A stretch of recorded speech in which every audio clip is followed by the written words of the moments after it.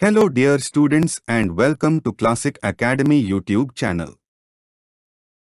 This video is a part of a series of dissertation chapters. So, in this video, I will thoroughly guide you how to write Chapter 5 conclusions and recommendations. This is the most critical chapter where you must acknowledge previous studies by placing your findings into context. But it is very important to include only past studies that have been cited and discussed in chapters 1, 2 and 3. It is common to see that the researcher begins the discussion by presenting the summary of the findings.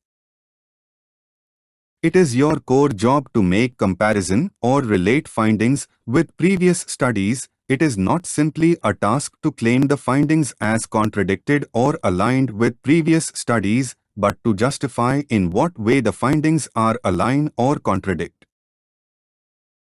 Based only on the findings, you should offer recommendations, implications, and suggestions for the study before ending the discussion by concluding remark. The possible outline of this chapter is in front of you. I will explain all these sections one by one.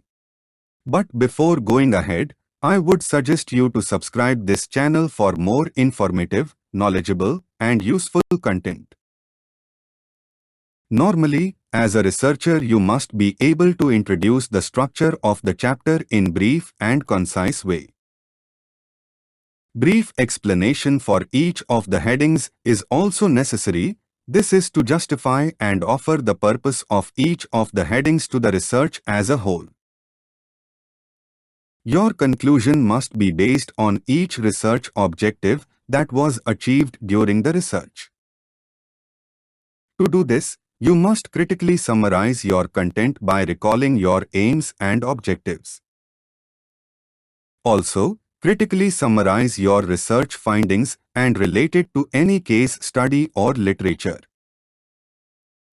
Be very careful in introducing any new content while concluding your study. Finally, ask the following questions to yourself. Is your conclusion reasoned and sensible? Does your conclusion address research questions and objectives? Have you presented your conclusion in a well manner which is necessary and provided a professional look?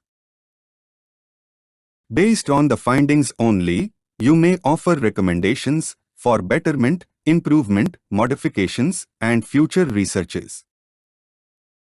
Do not offer recommendations which are away from the context of the study. This is too ambitious to try to offer something not being studied. In this section, you may discuss limitations of your research by considering time for data acquisition, human-related limitations, technology-related limitations, software-related limitations, or any other limitations associated with your particular research. This section will allow you to write some closing remarks about the studies, but of course within your research framework and capacities. You should be able to conclude your study by offering overall conclusion, especially in addressing the title of the study. Thank you for watching this video. I suggest you to watch previous videos again for the instructions and guidelines on previous chapters, especially if you need further guidance on those chapters. You can also ask any questions in the comments section.